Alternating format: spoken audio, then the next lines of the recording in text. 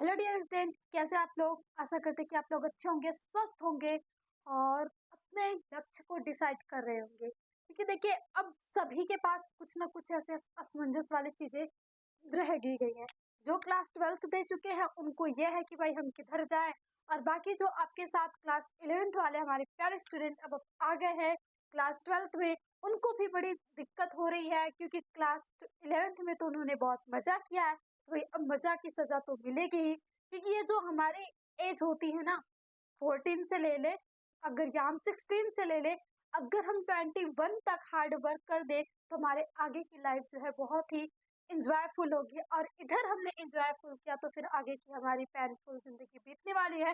तो I hope आप में से कोई भी स्टूडेंट ऐसा नहीं चाहता हो कि ऐसा हमारे साथ हो। सभी चाहते होंगे कि हाँ, मैं अभी मेहनत कर लूँ और हमारे आगे की लाइफ, सभी चाहते हैं कि हमारा फ्यूचर ब्राइट हो। तो भाई फ्यूचर को ब्राइट करने के लिए आपको तपना भी पड़ेगा। जैसे कि सोना होता है एक दिन आग में जलता है, जो जितना जलता है वो उतना ही चमकता है। तो वैसी ही स्थिति से आपके भी लिए है। आप जितना इस टाइम हार्ड वर्क करोगे उतना ही ज्यादा आपको रिजल्ट मिलेगा। तो देखिए, हमारे पास अगर हमारे साइंस स्ट्रीम वाले स्टूडेंट है तो पीसीबी या पीसीएम ये सब्जेक्ट है, और हिंदी इंग्लिश तो कॉमन रहती है। तो हम इसमें फिजिक्स में क्या पढ़ना है, केमिस्ट्री में क्या पढ़ना है, बायो में क्या पढ़ना है, ये हम डिसाइड नहीं कर पाते। क्योंकि जब हम क्लास 11th वेस्ट करके आते हैं ना, देखिए क्लास 11th को हम हल्के में लेके ऐसे ही बिता देते हैं, लेकिन जो क्लास 11th है ना, वही आपको निखारता है। अगर उसमें आप तप लिए ना, तो फिर जो क्लास 12th है ना, वो कुछ भी नहीं है। क्लास 12th तो एकदम आसान हो जाएगा अगर आप 11th अच्छे से पढ़ के आए तो। लेकिन अगर आप गलती कर चुके हो तो भाई सुधार करो, क्योंकि अभी सुधार करने का टाइम है। तो देखिए, हम हर सब्जेक्ट के लिए आपको बताएंगे कि कैसे आपको पढ़ना है कि उस सब्जेक्ट में एकदम आपको एंजॉय आने लगे। उस सब्जेक्ट को केवल आप लर्न ना करना पड़े, आप उसको इतने अच्छे से समझ लो कि आप दूसरे को भी समझा सको। और आपको लास्ट के टाइम में जो हमारे 102 महीने 4 महीने होते हैं, अगर आप आज से ही मेहनत करना स्टार्ट कर दोगे तो उस समय आपको ये सर्च करते हुए टाइम वेस्ट तो नहीं करना पड़ेगा कि लास्ट के महीने में कैसे पढ़े, कौन सा इंपॉर्टेंट टॉपिक है जिसे पढ़ के इतने नंबर ला ले। आप इन सब वीडियो को सर्च करने में टाइम वेस्ट कर देते हो उस टाइम। और इस टाइम अगर आप पढ़ लोगे तो फिर देखिए, ज्यादा कुछ हम आपसे नहीं मांगते, बस आप हर एक दिन का 3 घंटे दे दो अपनी स्टडी की। फिर देखो, आपको टॉपर बनने से कोई नहीं रोक सकता। टॉपर देखिए, ये नहीं कि आपको बस इस एग्जाम का, आप रियल लाइफ के टॉपर बन जाओगे। क्योंकि हार्ड वर्क ही तो है जो आपको अपनी लाइफ को सिखाता है। तो आप बस 3 घंटे दो अपनी स्टडी के लिए। अब 3 घंटे में ये नहीं कि आप स्कूल गए, कोचिंग गए, फिर आके वहां का नोट्स लेके हो गया 3 घंटे। नो, 3 घंटे आपको सेल्फ स्टडी के लिए देना है कि आपने आज पूरा क्या क्या अपने मतलब पढ़ा, क्या क्या आप चीजें ने सीखा, इसके लिए 3 घंटे आपको देना है। तो आइए हम आज केमिस्ट्री के, जो कि बहुत सारे स्टूडेंट को बोर करती है, बहुत सारे स्टूडेंट को तो ऐसा लगता है कि आखिर केमिस्ट्री बनी किस लिए। क्योंकि बहुत सारे टीचर्स होते हैं ऐसे कह देते हैं, no rule without exception. Chemistry में एक रूल तब तक याद करो तब तक दूसरा रूल आ जाता है। भाई ऐसा कुछ भी नहीं है, केमिस्ट्री इतना भयंकर, इतना डरावनी नहीं है। अगर आप केमिस्ट्री को रिलेट करके पढ़ने लगे ना, तो फिर केमिस्ट्री से ज्यादा एंजॉय आपको किसी सब्जेक्ट में नहीं आना है। क्योंकि केमिस्ट्री है जो ना, आपको रियल लाइफ से सीखना होता है। केमिस्ट्री भी स्टेबल होनी चाहती है, और जो रियल लाइफ ह्यूमन है वो भी स्टेबल होना चाहता है। तो देखिए, केमिस्ट्री में ये नहीं कि मतलब कोई रूल्स है उसी रूल्स को वो हमेशा फॉलो करेगी। इसीलिए इसमें बोला जाता है कि नो रूल विदाउट एक्सेप्शन है। केमिस्ट्री चाहे जिस तरीके से स्टेबल हो जाए वो स्टेबल हो जाती है, और वो स्टेबिलिटी का कारण ही उसका नया रूल्स बन जाता है। तो बस आपको यही याद रखना है। तो आपके क्लास हम 12th की केमिस्ट्री के सिलेबस 24 और 25 का जो न्यू अपडेटेड सिलेबस है, उसमें इतना शार्ट आपको कर दिया, केवल टोटल आपको 10 चैप्टर पढ़ने हैं। और देखिए, जो केमिस्ट्री होती है वो 3 पार्ट में बटी होती है, आपकी फिजिकल, इनऑर्गेनिक एंड ऑर्गेनिक। और देखिए, अगर आपने क्लास 11th किया है तो एलिमेंट्स बारे में पता होगा भाई, आप क्लास 12th आ गए हो। लेकिन अभी भी आपको ये कंफ्यूजन रहती है कि कौन सा एस ब्लॉक है, कौन सा पी ब्लॉक है, कौन सा डी ब्लॉक है। तो इसके लिए सबसे पहले आपको पीरियोडिक टेबल पढ़ना होगा, क्लासिफिकेशन एंड पीरियोडिक टेबल, कि कौन से एस ब्लॉक के तत्व है, कौन से पी ब्लॉक के हैं, कौन से डी ब्लॉक के। भाई डी ब्लॉक के ज्यादा नहीं याद हो रहा है, लेकिन एस के आप याद कर सकते हो। यस में टोटल 13 आपके एलिमेंट्स है, और उसके बाद पी ब्लॉक में है, तो वर्क वाइज आप याद करोगे तो बहुत आसानी से याद हो जाएगा। आप एक बार 1 हफ्ते अगर आप एलिमेंट क्लासिफिकेशन को दे दोगे तो फिर एक आप एकदम उसके बादशाह बन जाओगे भाई, कोई कहीं से कोई पूछ दे आप तुरंत उसकी प्रॉपर्टीज ये कहाँ पाया जाता है सब बता दोगे। तो आप केमिस्ट्री पढ़ने से पहले सबसे पहले एलिमेंट क्लासिफिकेशन वाला चैप्टर्स को पढ़ लीजिएगा। और हमने कई सारे लेक्चर में पढ़ाया भी है, अगर आप सर्च करेंगे सप्तदर्शी चैनल पे तो मिल जाएगा एलिमेंट क्लासिफिकेशन, और उसकी ट्रिक्स भी मिल जाएंगी याद करने के लिए सभी तत्वों की। और हम उस वीडियो के लिंक आपके डिस्क्रिप्शन में डाल देंगे, तो आप अगर चैनल पे रहे हैं तो प्लीज सब्सक्राइब कर लीजिएगा, ताकि आपको हर एक केमिस्ट्री में और फिजिक्स और बायो में पूरे इंजॉय तरीके से आप क्लास 12 को पढ़ें। कोई भी बोरिंग कोई भी सिचुएशन नहीं, बस आपको एक प्रॉमिस करना है कि हाँ मैं आज से स्टार्ट कर रहा हूँ 1 अप्रैल से, तो मैं पूरे 9th मंथ है आपके पास, पूरे 9th मंथ में एकदम अच्छे से पढ़ूंगा। 3 घंटे ही, 3 से आप 4 घंटे देखिए, एक जब आप 1 महीने 3 घंटे पढ़ोगे ना तो फिर कहोगे नहीं 3 घंटे कम है, 4 घंटे, आप खुद अपने घंटे बढ़ाते चले जाओगे। एक बार स्टार्ट तो करके देखिए। तो देखिए केमिस्ट्री में हमें बताया कि 3 पार्ट में बटा है, फिजिकल, इनऑर्गेनिक और ऑर्गेनिक। तो इसके लिए देखिए आपको क्लास 12 के कौन कौन से चैप्टर जो इंपॉर्टेंट है, सबसे फर्स्ट पे जो आता है आपके पास एलिमेंट क्लासिफिकेशन, एलिमेंट्स क्लासिफिकेशन, आप इसे पढ़ लोगे। देखिए आपके पास अगर हम मतलब अप्रैल भी छोड़ दो ना तभी आपके पास 9th मंथ बच रहे हैं, तो अगर आप अप्रैल में चाहो तो आपने जो 11 में मजा किया है उसकी सजा लेके आप इस चैप्टर को एंड सेकेंड चैप्टर आप ले लो, गैसियस स्टेट, क्योंकि ये आपके फिजिकल में काम करेगा। और थर्ड चैप्टर आप ले लो जीओसी, जनरल ऑर्गेनिक केमिस्ट्री। अगर इन 3 चैप्टर्स को आप कर लेते हो ना तो भाई फिर जो केमिस्ट्री है ना, आप ऐसे ऐसे थोड़ा सा एक और आप ले सकते हो। मान लीजिए ये चैप्टर तो अक्सर करके 11 में अगर क्लास करते जाते तो पढ़ जाता है केमिकल बॉन्डिंग, एलिमेंट क्लासिफिकेशन में भी आ सकता है, मान लीजिए ये भी इंपॉर्टेंट है केमिकल बॉन्डिंग, केमिकल बॉन्डिंग। यानी अगर आप क्लास 11th के ये 4 चैप्टर कर लेते हैं तो फिर आपकी जो क्लास 12th है ना वो बिल्कुल भी इंजॉय होने वाली है। तो आप इनको बुक से या किसी भी वन शॉट लेक्चर से आप कर लेंगे तो ये बहुत ही आसान हो जाएगा। और यहाँ पे अगर आप करना चाहते हैं तो पूरे आपकी प्लेलिस्ट बनी हुई है केमिकल बॉन्डिंग की, अगर आप उसे देख लेते हो, आप 5 से 7 वीडियो होंगी और बहुत आधे घंटे की होंगी, आप 2x पे भी देख सकते हो, सारे रूल्स सारी चीजें आपको क्लियर हो जाएंगी। क्लासिफिकेशन का भी है, जनरल ऑर्गेनिक केमिस्ट्री का भी है, तो आप प्लेलिस्ट अगर देख लेते हो तो आपकी केमिस्ट्री एंजॉय तरीके से होने वाली है। अब देखिए हम बात करते हैं कि आखिर हमारे क्लास 12 में कौन कौन से चैप्टर है। तो सबसे फर्स्ट चैप्टर है आपके पास सॉल्यूशन, जो कि फिजिकल केमिस्ट्री में है। और सॉल्यूशन चैप्टर तो इतना एंजॉयफुल है भाई, हम सॉल्यूशन डेली यूज करते रहते हैं, बना के पीते हैं, सॉल्यूशन फूड खाते हैं, मतलब सॉल्यूशन तो हमारी लाइफ में डेली हमारे सामने आता रहता है।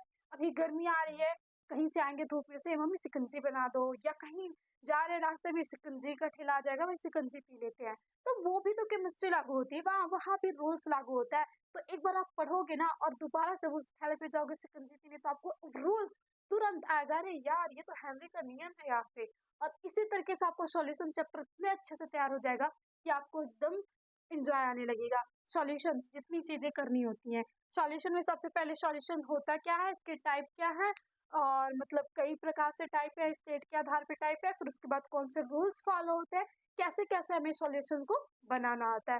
फिर उसके बाद यहाँ से कोलिगेटिव प्रॉपर्टीज है, और फिर यहाँ से वन हाफ फैक्टर है, फिर आपका चैप्टर ये क्या हो जाता है, एंड हो जाता है। फिर सेकेंड चैप्टर आपके पास आता है इलेक्ट्रोकेमिस्ट्री। अब भाई सेल, अब ये इलेक्ट्रिक का जमाना है और इलेक्ट्रोकेमिस्ट्री ना है तो ये तो भाई गलत बात है। इलेक्ट्रोकेमिस्ट्री बहुत ये भी इंजॉयफुल है, जैसे कि शेल कैसे बनाते हैं, सेल के टाइप कितने होते हैं, इलेक्ट्रोड, ये सारी चीजें क्या होती है, कौन से कलर कैसे आते हैं, तो ये सारी चीजें आपकी आ जाती है इलेक्ट्रोकेमिस्ट्री में। और इसमें भी कोई 2-3 रूल, एक नियम है मतलब रूल्स है, और फिर उसके बाद इसमें न्यूमेरिकल्स है। फिर है केमिकल कैनेटिक्स। अब मान लीजिए भाई हम कोई भी केमिकल्स रिएक्शंस करवा रहे हैं तो उसमें हम उसको देखते हैं कि कौन सा ऑर्डर है, और ये भी बहुत ही इंजॉयफुल चैप्टर है। तो ये भी हम हाफ अर्धायु काल निकालते हैं कि भाई ये रासायनिक अभिक्रिया हो रही, मतलब ये केमिकल रिएक्शन हो रही है तो इसकी लाइफ क्या होगी, यहाँ से ये कितनी लाइफ मतलब जिएगी, इसका हाफ लाइफ क्या होगा, तो ये सारी चीजें आपको ज्ञात करना होता है। और ये 3 चैप्टर ही आपको क्या मिलेंगे, न्यूमेरिकल्स मिलेंगे। और ये न्यूमेरिकल्स वेरी वेरी क्या होते हैं, इंपॉर्टेंट होते हैं, क्योंकि बोर्ड में आपको और फिर अगर आप नीट जेईई की तैयारी कर रहे हैं तो वहाँ से भी आपको न्यूमेरिकल्स आते हैं 3 चैप्टर से। बाकी अब नीट जेईई में तो आपको 11th का भी पढ़ना होगा, लेकिन 12th में आपका ये होने वाला है। फिर उसके बाद आप आ जाइए इनऑर्गेनिक पे, और इनऑर्गेनिक में केवल 2 चैप्टर पढ़ना है बच्चों। पी ब्लॉक इतना ज़्यादा लेंथी चैप्टर था कि मतलब बच्चों की तो हालत पंचर कर देता था। सोचिए पी ब्लॉक चला गया, तो इसमें आपकी जो कठिनाई है वो पहले से आसान है। एक बार बस अपनी राह को, अपने कदम को तो बढ़ाइए। देखिए डी एंड एफ ब्लॉक बहुत ही इंजॉयफुल चैप्टर, बहुत आसानी से, बहुत छोटा चैप्टर है और बहुत सिंपल सी चीजें हैं, यहाँ से याद हो जाएंगी। और डी ब्लॉक के ही आधार, डी एंड एफ ब्लॉक के आधार पे कोऑर्डिनेशन कंपाउंड है। तो अगर आप थोड़ा सा केमिकल बॉन्डिंग वाला अच्छे से पढ़ लेते तो कोऑर्डिनेशन चैप्टर कुछ भी नहीं है। नया इसमें थोड़ा सा ये आ जाएगा कि मतलब इसके नॉमेनक्लेचर करना होता है, तो वो नॉमेनक्लेचर के रूल्स याद कर लोगे, फिर ये चैप्टर केमिकल बॉन्डिंग के आधार पे, क्योंकि इसमें भी थियरीज आती हैं, वही आपके पास बीबीटी मतलब एमओटी, ये सारी थियरी आती है, और इसमें भी केमिकल बॉन्डिंग में ये थ्री पढ़ना होता है। तो अगर आप इसे पढ़ लेते हो तो ये तो आपका एडिशनल चैप्टर हो ही जाएगा। फिर हम आ जाते हैं ऑर्गेनिक पे, जो कि हमारा, देखिए अगर हम 100% ले यहाँ से केमिस्ट्री में तो बात करें तो ये हुए 25, ये भी आपके पास 25, अगर मान लीजिए ये 30 हो गया, 30 और ये हम 25% ले सकते हैं। ये आपका 50% का वेटेज रखता है आपकी केमिस्ट्री में ऑर्गेनिक, क्योंकि इसमें टोटल 5 चैप्टर है। और आप एक 100% लिख के ले लो। अपने फर्स्ट चैप्टर को पहले कर लिया ना, हेलोरिन, फिर ये जितने भी चैप्टर हैं सब चैप्टर के रिएक्शंस आपको ज्यादा लर्न करनी नहीं पड़ेगी। और आपने जीओसी अच्छे से पढ़ लिया तो भाई केमिकल रिएक्शन लर्न क्यों करना, हम केमिकल रिएक्शन खुद बनाएंगे। जीओसी अगर हम पढ़ लें, भाई 3-4 प्रकार टाइप्स की होती है, एलिमिनेशन होता है और सब्स्टिट्यूशन होता है, ये सारी रिएक्शंस होती हैं यहाँ से। तो बस उस रिएक्शंस को हम करेंगे, वैलेंसी हमें पता है, प्लस माइनस पता है, हम तोड़ के ब्रेक करके बनाते चले जाएंगे। तो ये प्रकार के हैं। तो अगर आपने जीओसी अच्छे से पढ़ लिया तो आपकी ये जो ऑर्गेनिक केमिस्ट्री है भाई एकदम अच्छे से समझ में आने वाली है, एकदम हलवे की तरह आप अच्छे से, हाँ और मिले तो लेता जाओ। फिर उसके बाद आपके पास अल्कोहल, फिनॉल, ईथर। अब अल्कोहल, फिनॉल, ईथर है, ये भी इसमें OH, इसमें आपके OH है लेकिन रिंग्स वाला होगा। फिर यहाँ पे ईथर है, ROR हो जाएगा। फिर आपके पास थर्ड चैप्टर है एल्डिहाइड, कीटोन, कार्बोक्सिलिक एसिड। ये 3 चैप्टर एक ही में है सीआरटी में। फिर उसके बाद है एमीन, और उसके बाद है बहुत ही बेस्ट चैप्टर बायोमोलिक्यूल्स, जो कि मतलब है ज्यादा छोटा भी नहीं है लेकिन बहुत अच्छे है, क्योंकि हम इसको बायो में भी पढ़ते हैं, तो बायो वाले स्टूडेंट्स को तो ये प्लस नंबर देके जाता है। तो आपके पास अगर आप फर्स्ट चैप्टर को पढ़ लो और जीओसी अगर आपकी अच्छी है तो इसमें बहुत दिक्कत कोई नहीं होने वाली है। और उसके बाद अल्कोहल, फिनॉल, ईथर, वही आपके पास सेम प्रोसेस सभी में होगी। सबसे पहले आप उसका पहले पहचानोगे कि हाँ हेलोरिन तथा हेलोल्केन्स कहते किसे है। फिर उसके बाद इसका वर्गीकरण करोगे। फिर इससे भी नहीं तो हम नामकरण कर लेते हैं। भाई हम नामकरण की आवश्यकता की भाई, अब अलग अलग कंट्री में हमने कोई बनाया कि हाँ ये हमने हेलोलिन बनाया, तो हमने कुछ और ही नाम रखा, दूसरी कंट्री ने कुछ और ही नाम रखा। अब इससे जब अध्ययन किया गया, मतलब जब स्टडी हुई एक लेवल पे, तो बहुत बड़ी कंफ्यूजन हो गई। अब जैसे कि आप अपने एग्जांपल्स ले लो, कि जैसे कि आपका घर पे आपकी मम्मी कुछ और नाम से बुलाती है, आपके पापा कुछ और नाम से बुलाते हैं, तो अगर यही आपको अपने स्कूल में मिल जाए या आपके कॉलेज में मिल जाए, हाँ दोनों नाम से लोग बुलाने लगे, मान लीजिए सेम नाम के 2 लोग आ जाए, तो फिर कंफ्यूजन होगी ना कि कौन कौन सा था। तो आपको एक स्पेसिफिक दिया जाता है कि हाँ ये आपके कॉलेज का ये नाम है। तो वैसे ही उसी नाम से आपको हर सभी लोग जानेंगे, आपकी जहाँ भी कोई भी डॉक्यूमेंट्स होगा वही नाम पड़ेगा। तो वैसे ये भी थे, इनका भी आईपीएससी नाम रखा गया कि भाई अगर आईपीएससी नाम रख देते हैं तो पूरी कंट्री में इन्हें इसी नाम से जाना जाएगा। फिर वही नॉमेनक्लेचर, फिर उसके बाद इसकी प्रिपरेशन मेथड, फिर फिजिकल प्रॉपर्टीज, फिर केमिकल प्रॉपर्टीज। भाई हम सब कुछ कर लिए, अब हम कर क्यों रहे हैं, क्योंकि हमें उपयोग पढ़ना है, हमें यूजेस पढ़ना है। फिर इसके यूजेस पढ़ लीजिए, इतने इंजॉय तरीके से ये चैप्टर है, सभी चैप्टर में यही फार्मूला लागू होने वाला है। फिर उसके बाद बायोमोलिक्यूल्स है, इसमें आपको carbohydrate, protein, vitamin, fats, RNA तथा डीएनए, आरएनए नहीं है ज्यादा, डीएनए ही है, पढ़ना है आपको। फिर डीएनए फिंगरप्रिंटिंग है थोड़ा। फिर उसके बाद ये भी आपका बायोमोलिक्यूल भी खत्म हो जाएगा। और एमीन, इसमें भी आपको NH2 होता है, तो इसका भी सबसे पहले आप एमीन कहोगे किसे, फिर वर्गीकरण करोगे, फिर उसके बाद इसकी प्रिपरेशन मेथड देखोगे, फिर फिजिकल प्रॉपर्टीज, फिर केमिकल प्रॉपर्टीज। भाई इतनी सारी मेहनत करने के बाद अगर हम कुछ यूजेस ना हो तो फिर हमारी इस मेहनत का क्या। तो भाई सबसे लास्ट में जो मेन इंपॉर्टेंट होता है यूजेस होता है।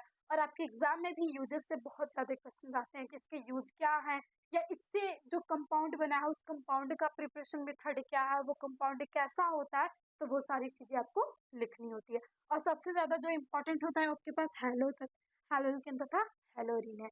तो इतनी अच्छी है आपके पास आपकी केमिस्ट्री, तो प्लीज़ आप केमिस्ट्री को अपने दिमाग में वो केमिस्ट्री नाम का अलग वाला वायरस मत डाले ना कि नहीं केमिस्ट्री बहुत बोरिंग सब्जेक्ट है, इससे हम दूर रहेंगे।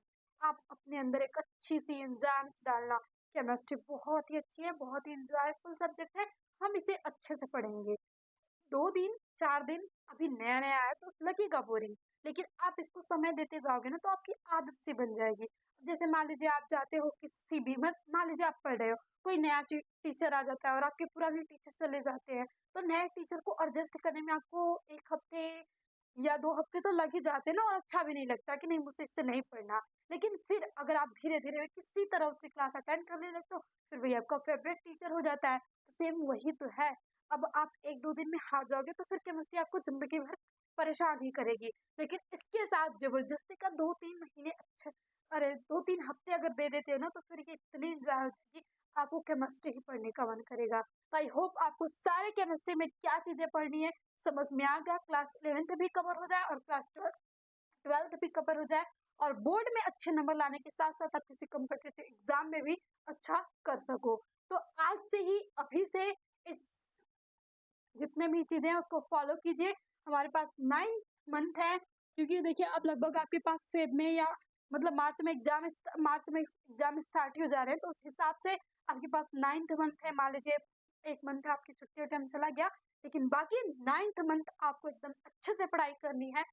इतने अच्छे से करो कि आपको एग्ज़ाम्स के टाइम ना 1 हफ्ते 2 हफ्ते पहले अच्छा लगे, ऐसा एकदम रिलैक्स फ़ील हो कि हाँ, मैंने तो अच्छे से तैयारी किया, और उस समय आप टेस्ट दे सको, रिवीजन दे सको। आप ये ना ढूँढने में टाइम वेस्ट करो कि हाँ, कौन-कौन सा पढ़े कि हमारे इतने नंबर आ जाएँगे, इतने नंबर आ जाएँगे। आपको खुद पे कॉन्फिडेंट आ जाएगा जिस दिन ना, उस दिन आप दुनिया की कोई भी जंग जीत सकते हो। आप टॉपर बनने के लिए नहीं, आप समझने के लिए पढ़ो कि हाँ, मुझे इसे समझना है कि आखिर है क्या ये सब्जेक्ट। और देखिए कोई भी सब्जेक्ट ऐसे नहीं है कि आपको वो बस सब्जेक्ट के लिए पढ़ाई जा रही है। आपको जो सब्जेक्ट पढ़ाए जाते हैं वो आपको दैनिक लाइफ और डेली लाइफ में यूज़ करने के लिए पढ़ाए जाते हैं। और केमिस्ट्री के बिना तो हमारा जीवन ही संभव नहीं है, हम ही नहीं रह सकते। तो भाई इससे क्यों नफ़रत करनी, जिससे हमारा कुछ भी नहीं है। हम फूड खाते हैं, ये वगैरह-वगैरह सारे फ़ास्ट फूड्स आते हैं, तो वो भी जो स्टोर किए जाते हैं, वो हमारी केमिस्ट्री के अनुसार ही वेस्ट किए जाते हैं। अगर नहीं रहती केमिस्ट्री तो फिर हम उसके भी मज़े नहीं ले सकते।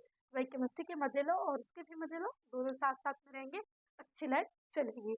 तो आई होप आप लोग को ये सेशन अच्छा लगा हो, और अगर आपने इस वीडियो पे अच्छे रिस्पॉन्स दिए और आपने कमेंट्स किया, तो इन सारे चैप्टर को हम फिर से एक-एक चैप्टर करके करेंगे, और बहुत ही हम अगर लेके चले तो हम 6 महीने में इस सारे सिलेबस को ख़त्म करके रिवीजन भी कर लेंगे। तो बस आपका साथ मिले तो फिर हम इस जंग को शुरुआत करें और इस जंग से एकदम हम जीत के ही निकलें।